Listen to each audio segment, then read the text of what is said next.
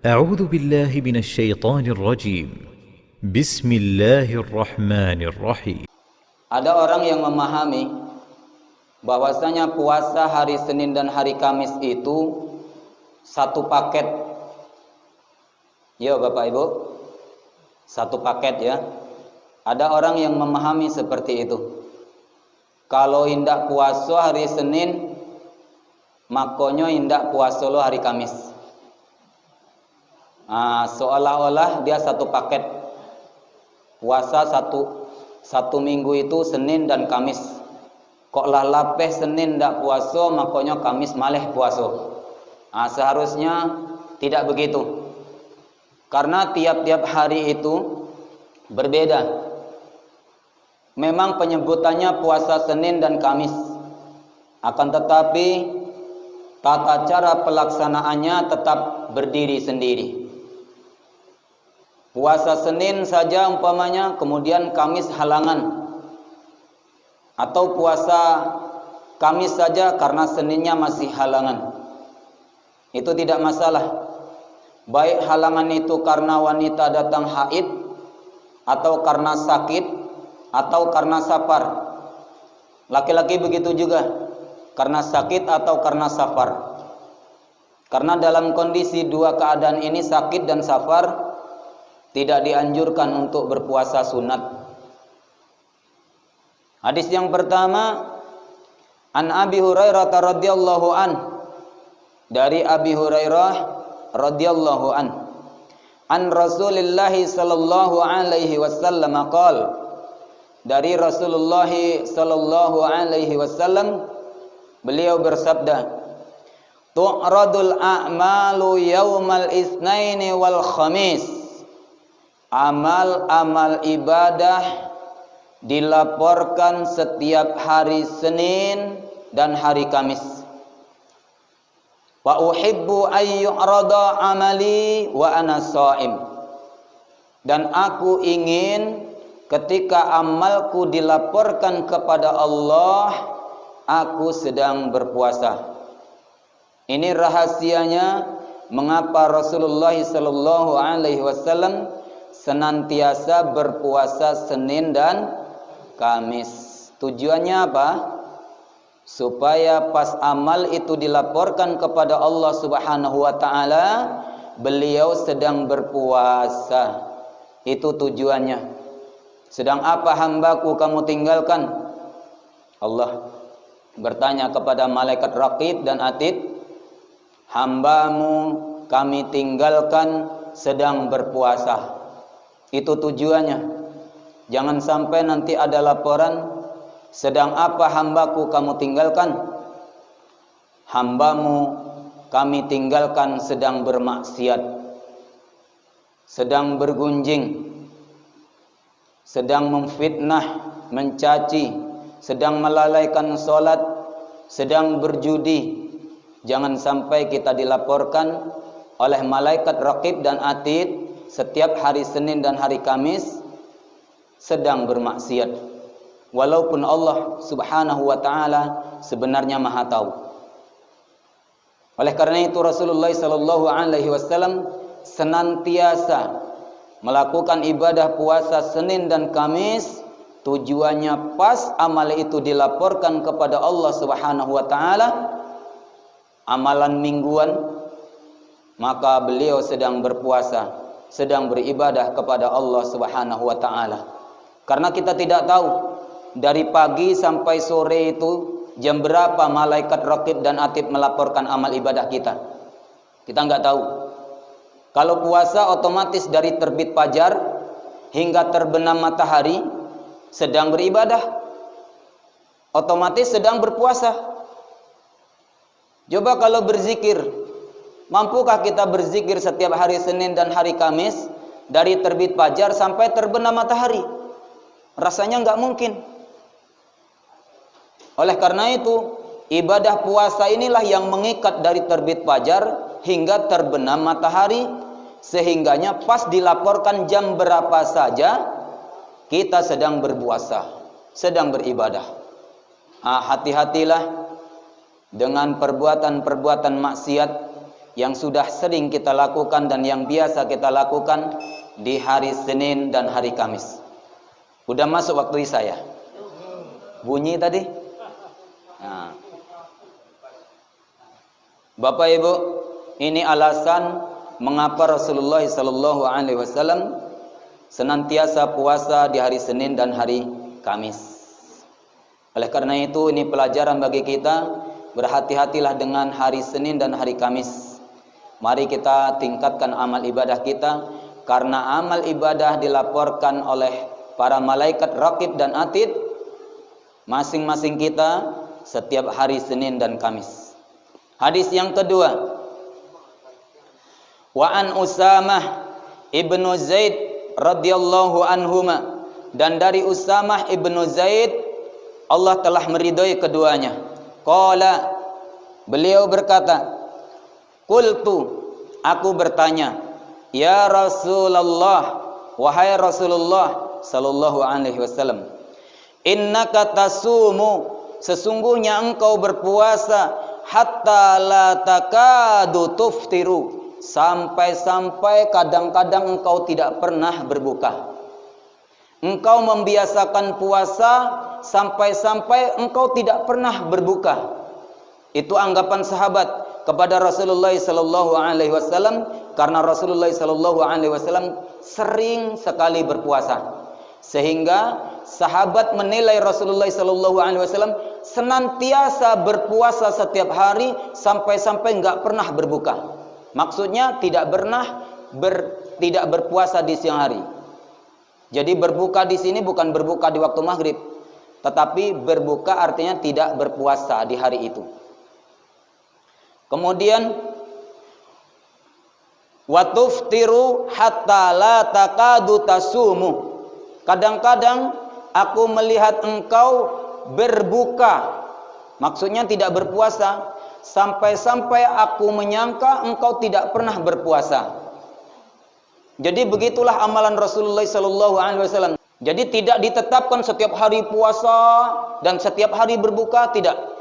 Tapi dalam keterangan hadis Aisyah, Rasulullah sallallahu alaihi wasallam memang lebih sering berpuasa dalam satu bulan dibanding tidak berpuasa. Taruh sajalah satu bulan itu hari Senin dan Kamisnya itu 8 hari, kalau satu bulan 4 minggu.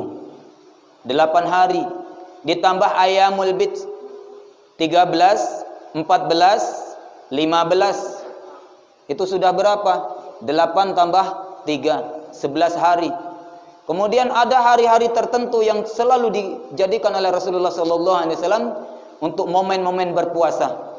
Ketika pulang bertanya kepada istrinya, Aisyah, adakah makanan yang kita makan hari ini? Enggak. Kalau begitu saya berpuasa hari ini. Enggak ada makanan yang akan dimakan, maka Rasulullah SAW berpuasa. Begitulah yang dikenali oleh sahabat Usamah ini. Makanya Usamah bertanya kepada Rasulullah SAW, ya Rasulullah, innaka tasumu hatta la takadu tuftiru. Sesungguhnya engkau selalu berpuasa sampai-sampai aku tidak melihat engkau berbuka. Kemudian watuftiru hatta la takadu tasumu, dan kadang-kadang engkau berbuka sampai-sampai aku menyangka engkau tidak pernah berpuasa. Illa yaumaini, kecuali pada 2 hari itu. Anna dakhala fi siyamika, kalau masuk pada hari itu engkau selalu berpuasa. Wa illa sumtahuma, dan sekiranya engkau lepas dari hari itu juga engkau berpuasa. Jadi itu Rasul ditanya seperti itu, bingung Rasulullah. Ini pertanyaannya aneh. Kalau masuk 2 hari itu engkau berpuasa, kalau lewat dari 2 hari itu engkau kadang-kadang juga berpuasa. Kemudian qala, Nabi SAW bersabda, ayyu, hari apa itu? Ayyu, hari apa itu? Qultu, kemudian aku katakan, yaumal isnaini wal khamis, yaitu hari Senin dan hari Kamis. Qala, Rasulullah sallallahu alaihi wasallam bersabda, "Dzalikal yaumani tu'radu fihima al-a'malu ala rabbil alamin." Dua hari itu kan hari di mana dilaporkan seluruh amal hamba kepada Rabb semesta alam, kepada Allah Subhanahu wa taala. Fa uhibbu ayyurada amali wa ana shaim. Dan aku ingin ketika amalku dilaporkan kepada Allah, saya sedang berpuasa. Rawahu Abu Daud wa Nasa'i.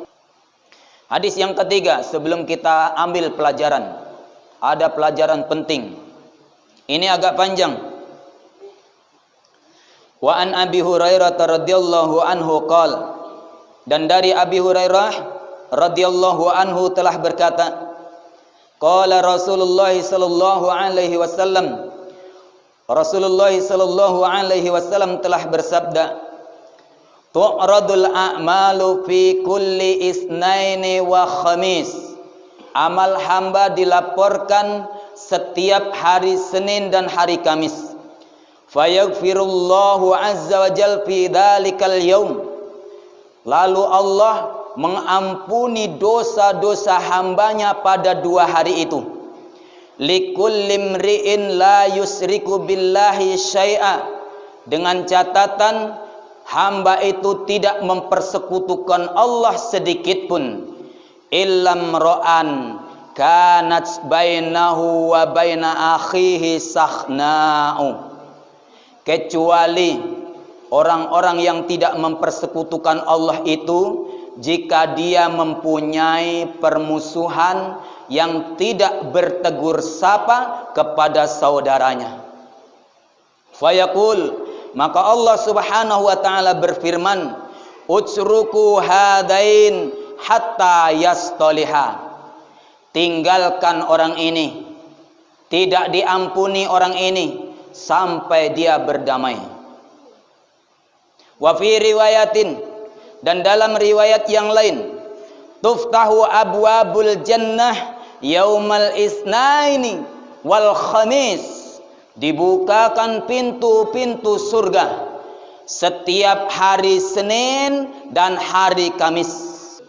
Fayughfaru likulli abdin, maka Allah mengampuni setiap hamba la yusriku billahi syai'a, yang tidak mempersekutukan Allah sedikit pun, illa kecuali rajulun, seseorang, kana bainahu wa baina akhihi syakhna'u, di antara dia dengan saudaranya ada permusuhan yang tidak bertegur sapa.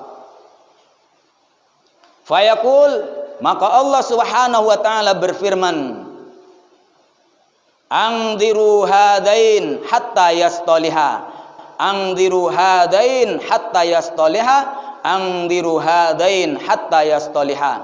Diulang sampai 3 kali.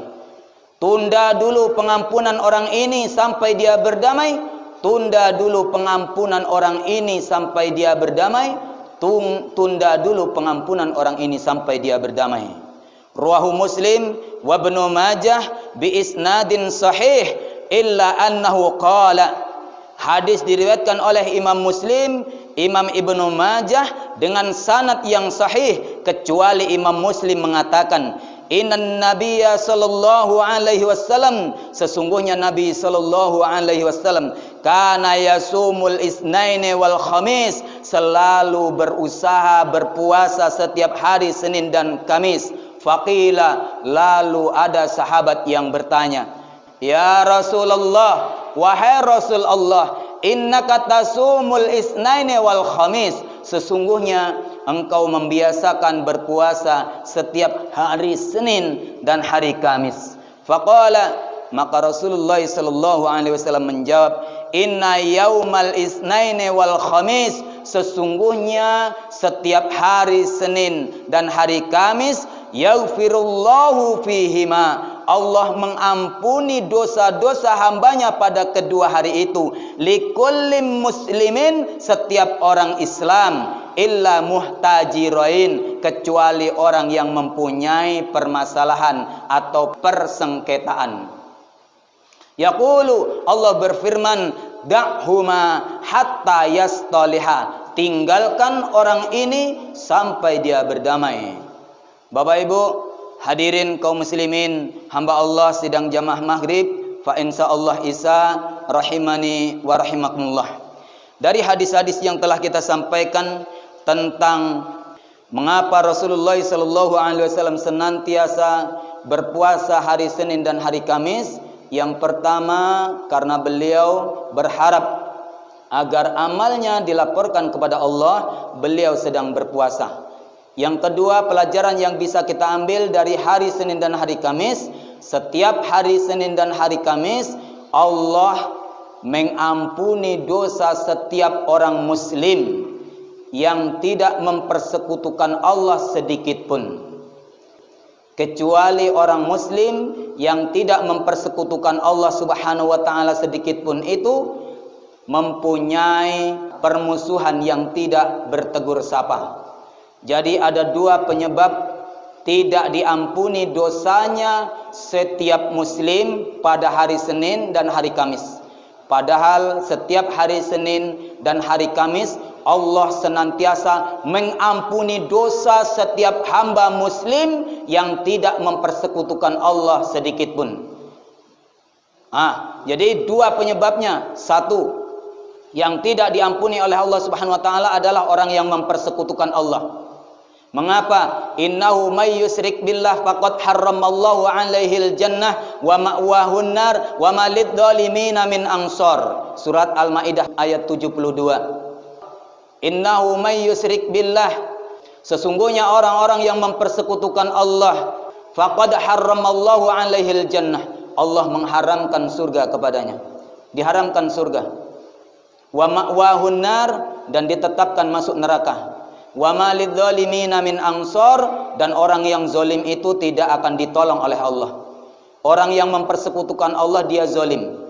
Zalim itu artinya menempatkan sesuatu tidak pada tempatnya. Itu zalim. Ibadah itu tempatnya hanya Allah. Ternyata dia tempatkan kepada hati manusia. Itu zalim kepada Allah. Makanya di dalam surat Luqman surat ke-31 ayat 13 Allah Subhanahu wa taala berfirman, wa iqala Luqmanu libnihi wa huwa ya'idu ya bunayya la tusyrik billah inna syirka ladzulmun adzim. Dan ingatlah ketika Luqman memberikan pelajaran kepada anaknya, ya bunayya la tusyrik billah, hai anakku jangan mempersekutukan Allah, inna syirka ladzulmun adzim, sesungguhnya mempersekutukan Allah adalah kezaliman yang paling besar. Inna syirka ladzulmun adzim, sesungguhnya mempersekutukan Allah adalah kezaliman yang paling agung, yang paling besar. Di dalam surat An-Nisa ayat yang ke-48 dan yang ke-116 Allah Subhanahu wa taala berfirman, innallaha la yaghfiru ay yushraka bih wa yaghfiru ma duna dzalika liman yasha. Sesungguhnya Allah tidak mengampuni dosa syirik, Allah mengampuni seluruh dosa selain syirik. Setiap hari Senin diampuni dosanya oleh Allah Subhanahu wa taala, seluruh dosanya. Setiap hari Kamis diampuni dosanya, seluruh dosanya. Kalau tidak mempersekutukan Allah. Tapi kalau mempersekutukan Allah, maka tidak diampuni dosanya. Yang kedua, penyebab tidak diampuni dosa setiap hari Senin dan Kamis, padahal Allah setiap hari Senin dan Kamis selalu mengampuni dosa hambanya, adalah orang yang memutuskan hubungan silaturahim, atau orang-orang yang mempunyai permusuhan dengan tetangga, tidak bertegur sapa. Dalam Islam batasannya berapa, Pak? Tiga hari. 3 hari. Siapa yang memulai dengan salam, maka itulah yang terbaik.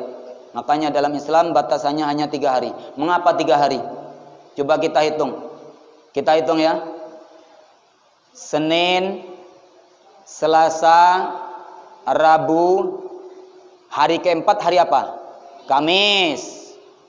Ingat tuh, Senin dilaporkan amal, Selasa, Rabu, Kamis. Jangan sampai 4 hari. Senin dilaporkan, Kamis dilaporkan, dia nggak bertegur sapa. 4 hari. Lewat 3 hari, beko ndak diampuni dosa seminggu tuh, mati membawa dosa. Walaupun ndak mempersekutukan Allah. Bapak Ibu, hati-hati. Kemudian Jumat, Sabtu, Minggu, Senin, 4 juga. Nah, jadi Bapak Ibu, usahakan. Dalam Islam tidak bertegur sapa 3 hari. Jangan sampai lewat dari 3 hari kita tidak bertegur sapa.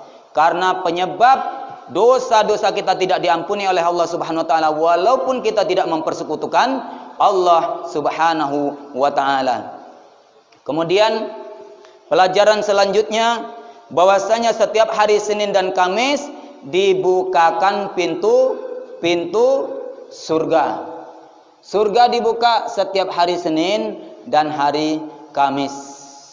Bapak Ibu, yang harus kita tingkatkan amaliyah kita di hari Senin dan Kamis, pertama adalah puasa jika mampu. Yang kedua, jika tidak mampu berpuasa, berilah perbukaan kepada orang yang berpuasa. Karena memberikan perbukaan kepada orang berpuasa, dia sama mendapatkan pahala seperti orang yang berpuasa. Nah, jadi Bapak Ibu, lakukan 3 hal di hari Senin. Puasa, enggak sanggup puasa, cari orang yang berpuasa, kita beri perbukaan. Kalau enggak sanggup juga, supaya dapat pahala puasa juga, niatkan sedekah di rumah untuk memberi jamuan perbukaan. Ya, suatu saat akan kita berikan. Niat kita sudah sampai, pahala sudah dapat, kemudian datang bulan Ramadan, insya Allah akan berlipat ganda lagi. Yang kedua, Bapak Ibu, di hari Senin itu tutup aurat 24 jam. Kalau keluar rumah, sholat di awal waktu, hindari bergunjing, tinggalkan televisi. La tazulu qadama abdin yaumal qiyamati hatta yus'al an arba. Hadis riwayat At-Tirmidzi, tidak akan bergeser telapak kaki setiap hamba pada hari kiamat sampai dia ditanya tentang 4 perkara. An umrihi fima afnah, umurnya dihabiskan dalam perkara apa? Umur kita dihabiskan dalam perkara apa? Perkara di depan televisi, habisnya untuk nonton televisi. An umri fi ma'afnah, kita habiskanlah di masjid, kita habiskan di majelis ilmu, kita habiskan untuk beribadah kepada Allah Subhanahu wa taala, terutama di hari Senin dan hari Kamis. Karena tu'radul a'mali ilallah, dilaporkan amal kepada Allah itu yaumal isnain wal khamis, setiap hari Senin dan hari Kamis. Oleh karena itu, usahakan hari Kamis dan hari Senin dan hari Kamis kita usahakan untuk maksimalkan ibadah kepada Allah Subhanahu wa taala. Tutup aurat jika keluar rumah. Karena sedang lewat, siapa tahu jam dilaporkan oleh malaikat. Malaikat sedang melaporkan, kita sedang keluar rumah, buka aurat. Sedang apa hambaku kamu tinggalkan? Sesungguhnya Allah Maha tahu. Apa jawaban malaikat? Ya Allah, hambamu kami tinggalkan fulan bin fulan, fulan binti fulan, sedang membuka aurat, sedang keluar rumah, sedang lalai sholat. Masya Allah.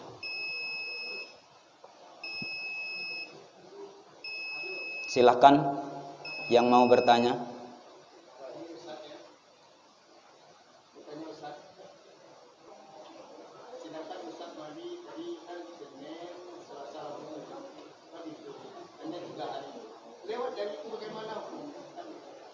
Terima kasih Pak.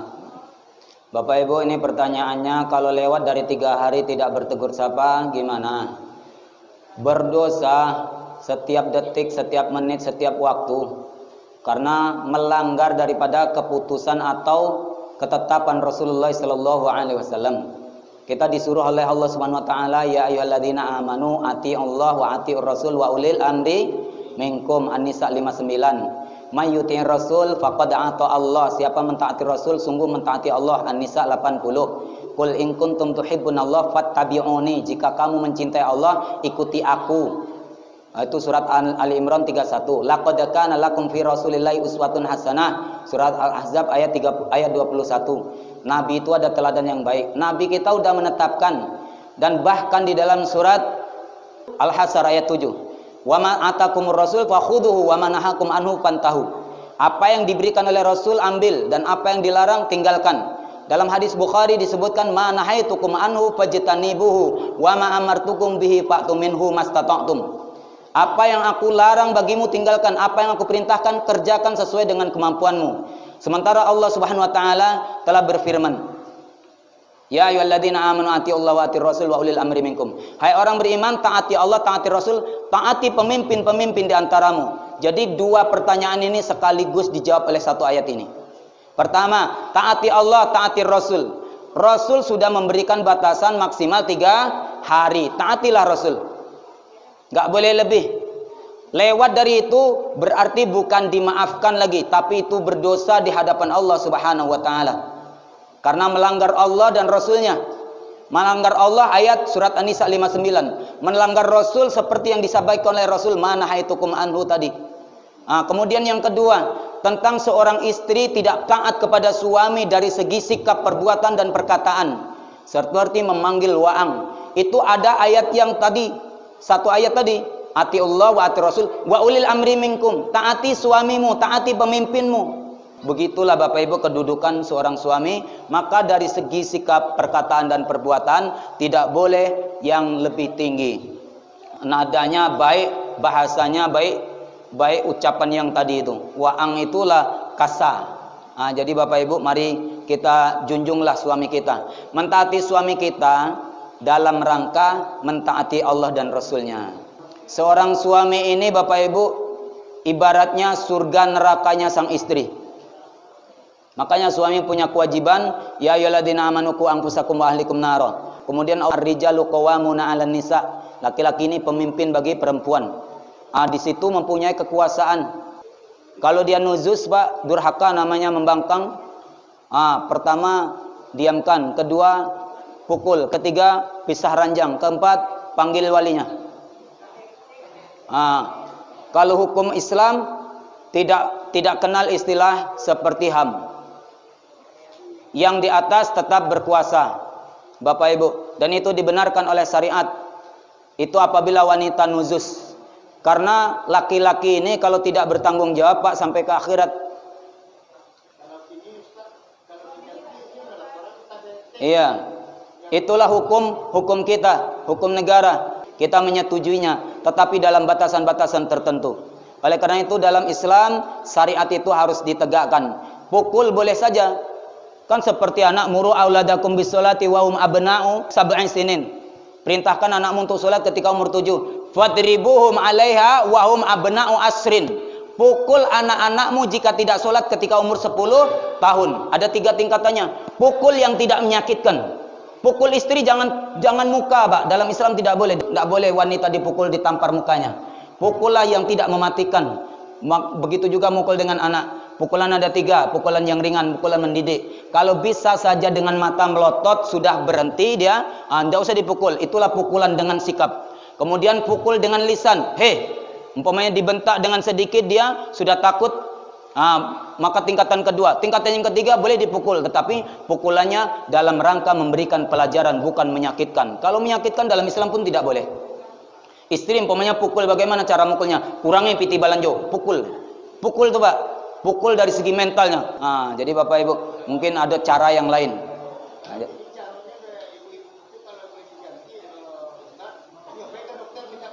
Ada cara pukulannya, Pak. Pukulan ibu itu dengan kasih sayang.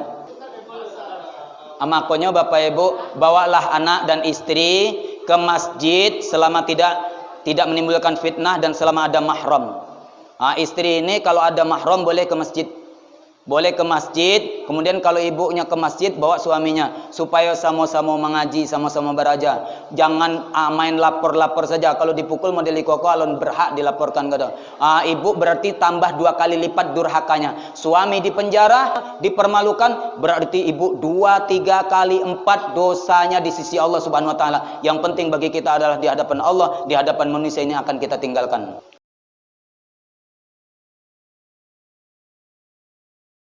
Bu, poligami itu ajaran siapa? Nabi ya. Bukan ajaran Nabi, Bu. Nabi menjalankan. Nah, ajaran Allah. Nabi itu mengurangi poligami, Bu. Istri Nabi berapa? 11. Umat Islam berapa bolehnya? 4. Nabi Sulaiman berapa istrinya? 100. Nabi Daud berapa istrinya? 100. Ya Bu.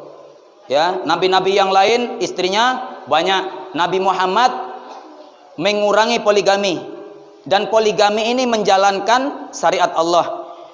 Wajibkah diimani? Kalau datangnya dari Allah, ma ja'a minallahi wa rasulihi fal yu'min. Apa yang datang dari Allah dan Rasulnya wajib diimani. Kalau ndak sah solatnya.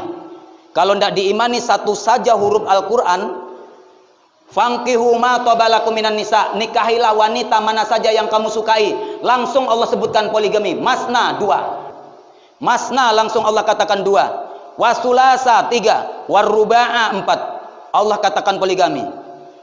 Jadi Bapak Ibu wajib diimani. Mudah-mudahan tidak sampai takdir kita dipoligami. Kita hanya berharap kepada Allah. Kataballahu maqadiru khalaiqi qabla ay yakhluqas samawati wal ardi khamsina alfas sanah. Allah menetapkan takdir seluruh makhluk dari zaman dahulu sampai hari kiamat.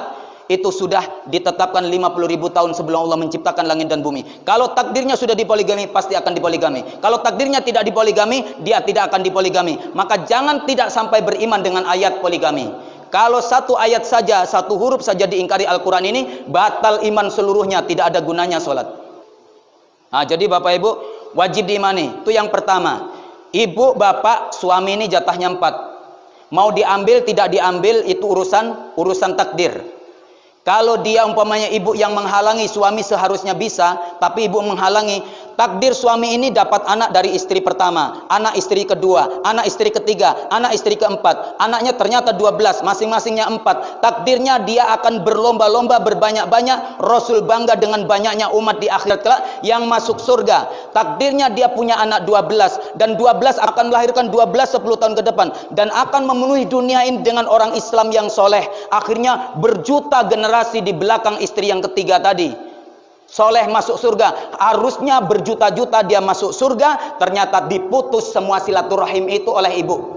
Istri pertama memutus silaturahim keturunan ini, memutus cintanya Nabi kepada berbangga-bangga banyaknya umat, memutus takdir Allah. Di akhirat ibu pasti akan dipoligami 70 orang bidadari. Mudah-mudahan ibu tidak ditakdirkan sebagai orang yang dipoligami. Amin ya rabbal alamin. Aisyah saja cemburu kok. Wabillahi taufiq wal hidayah. Subhanakallahumma wa bihamdik asyhadu an la ilaha illa anta astaghfiruka wa atubu ilaik. Assalamualaikum warahmatullahi wabarakatuh.